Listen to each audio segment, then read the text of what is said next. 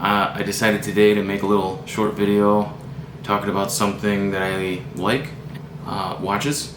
There's two in particular I thought I would review and kind of compare them against each other. And I thought it was kind of interesting because these two watches don't really get compared very often, but recently, due to inflation and some other things, these two watches, they're kind of close in price now.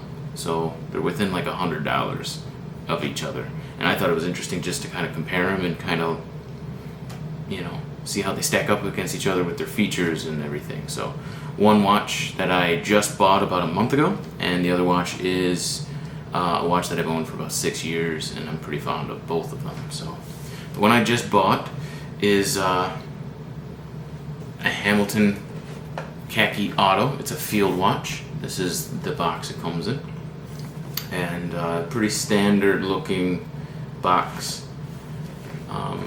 Nothing fancy here. This is just paper, and inside you get a little watch box, and kind of cool. I thought this is kind of neat. We can just go over the unboxing experience and kind of what you're gonna get if you choose one or the other. And this is kind of like a full wood box. It's kind of neat.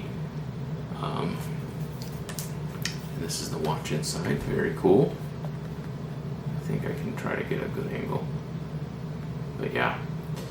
So this is a field watch, and they've been selling this particular model for a really long time.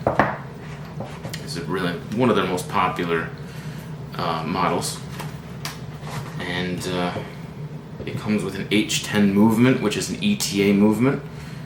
I believe it's a 2824-2. It's a common movement. The only thing that they did was they modified it from a 4 Hz movement to a 3 Hz movement.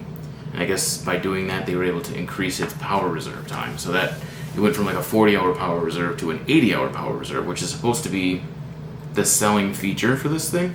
It's pretty cool, I guess. I don't care about that, but this is what it looks like up close, if I can get it to focus. Yeah. And it's a really cool watch. Stainless steel case, screw down case back, and a double dome sapphire crystal. And I think that double dome is maybe the highlight of the show here. So I guess we can just do a pros and cons for both watches while we're here. My first pro for this is it's a quality mid-grade Swiss watch, and for the price of about $650, you're getting in on the Swiss watch, lineup here, and that's the selling feature here. These are really nice. Buckle here. The leather strap, I gotta say, a little bit stiff and low quality, maybe. Kind of surprising. You'd expect it to be a little better for the $650 that you're gonna spend.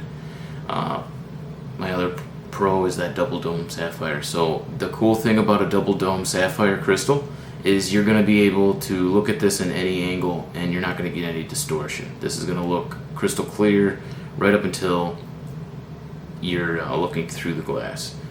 There's no disappearing dial there. That's pretty sweet. That's usually something that you're going to see on a more expensive watch. And you can see that this case is really cool. Just timeless classic design. You can tell there's a lot of detail. This is a very well put together watch. The quality, fit, and finish, brushed stainless steel is excellent.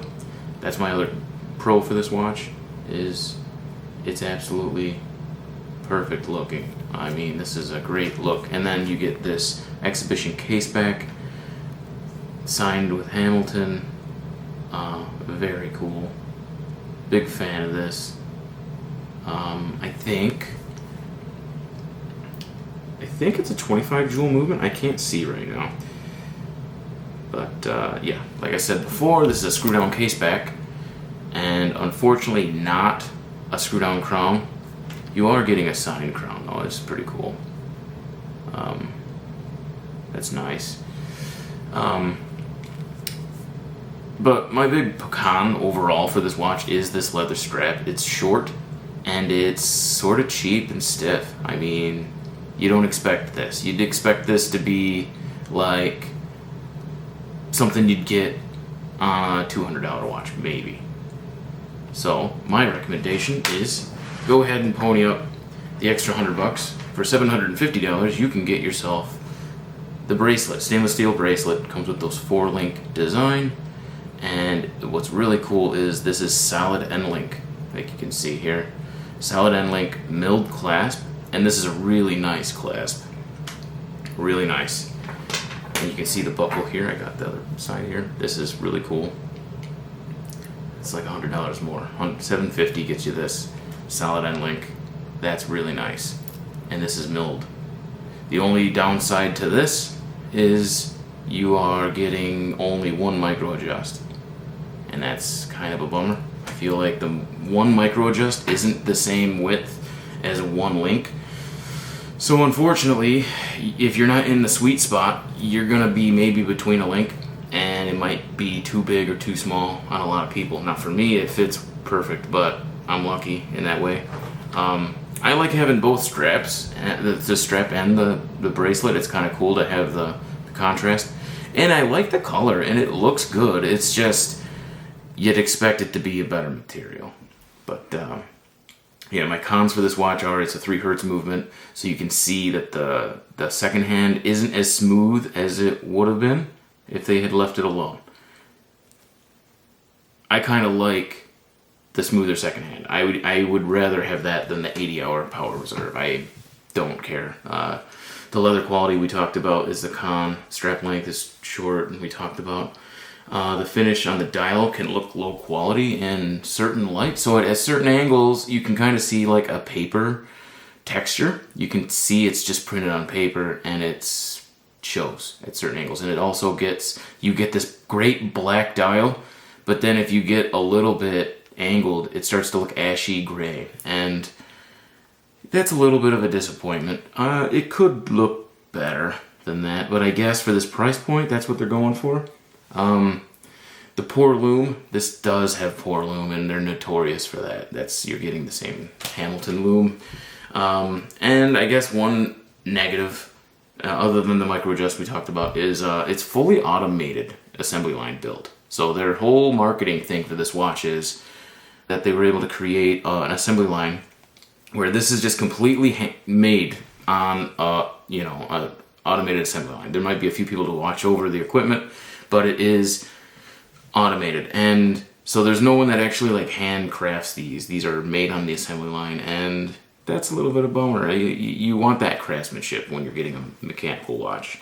Even it's regulated by robots and lasers. So I get the marketing is like, look how advanced we are. We can offer this Swiss watch to you for a fraction of the cost because we're automated. I look at that like it's a negative. So that's the Hamilton. It's a great watch. I feel like what everybody says. It's way above its weight. It's incredible watch for the money. It's a budget. Not a budget. That's the wrong word. It's not a budget buy, but you're getting more for your dollar. That's a really good value. On to the Shinola Runwell. So this is my other watch that I wanted to talk about. I've owned this for years, and this is what you get when you buy a Shinola. It comes in this really cool wooden box. I guess these are handcrafted. And it comes in like this little slip.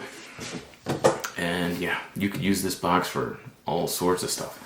A jewelry box or whatever. These are really well made. This is super cool. Some of the packaging material is low quality. That's just like foam. But this is what you're presented with, and that's cool, right? There's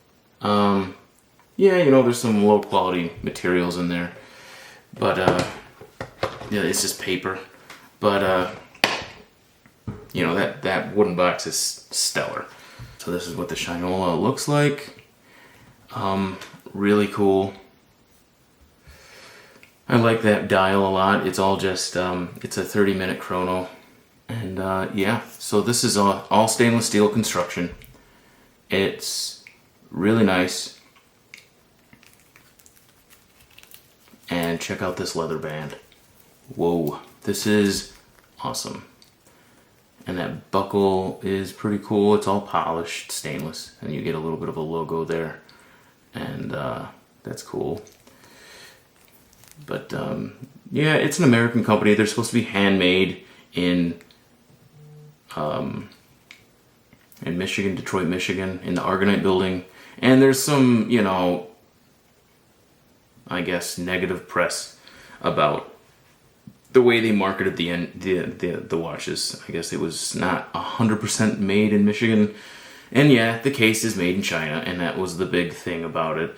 So I guess that's a big negative for the company, is the way they marketed it. But I'm just looking at the product by itself. I don't consider this just like a fashion watch or design, you know. Like, this is a watch company making a watch. I don't look at it like that. Now, there's a lot of haters for this brand, but let's go over the pros. So the pros are sapphire crystal. That's a mark of a nice watch right there. I feel like just to get a sapphire crystal, you're going to spend at least $300. And that's like the very bottom of the barrel watch with a sapphire crystal. This is a nice watch with a really nice leather strap and lots of good features like a screw down crown, screw down case back, all stainless steel, and it has a really cool kind of look to it. It's all polished stainless. So this is a really, and it's got a chrono. But the big negative here for most people is it's a quartz. But I don't think it's just a cheap quartz. This is a Swiss quartz movement. It's fully jeweled. It's a nice piece. Another positive I have is the screw down crown and case back. Really cool. That's a good feature that they offer for this price point. This watch costs $750, and I still think it's for sale. Maybe not this exact color, but the Runwell is still something that they sell. The dial is very high quality, and you can tell it's enamel. The actual like material that the dial is made out of is enamel, and it looks great at all angles. There's no ashy look at different angles. It looks great in all angles. A massive thing that a massive pro for me is the leather strap. This is top notch. This is the best strap I think I've ever had on a watch. This is really nice, soft and supple leather. This is great. And I think a pro for me is they are hand assembled in Detroit. I know that the marketing stuff they got in trouble for, and they had to change the terminology. But I think the fact that somebody has to actually physically put this thing together on a line is a draw for me. I think that's cool. And I absolutely love the design of the case back. That's really cool. It's classy, man. It's cool. I like it a lot. Cons are it is a quartz movement, and that's a real thing. A lot of people in the watch community will look down on a quartz movement, and I think that's fair. It's a quartz movement. There are other companies that do that. They will make a quartz movement and sell it for $1,000 like Tag Heuer does it and Tissot does it. It's not just Shinola, and that doesn't mean it's a bad watch. It's just their choice. Also, another negative is this is a single dome sapphire. So it is domed, but you'll see it does, kind of distort at a higher angle. So that's a negative. The misleading marketing, that's a negative. The case finish is only polished, so a lot of nice watches they'll have brushed and polished cases, and this one's only polished. And I'd say overall the fit and finish is just one notch down from Hamilton, just overall. And that's true. But I think you're getting a lot for your money here. So I like both. I think they're great. I would have a hard time choosing. I love them both. I think they're both great watches. Like next to each other, that's what they look like. And they're both excellent. I would think that it's just preference. They're within $100 of each other. So yeah, that's just, I wanted to kind of do a side-by-side comparison for you guys. Because I don't think anybody else compares these two. So yeah, I had fun making this, and hopefully somebody finds it informative. Take care, everybody.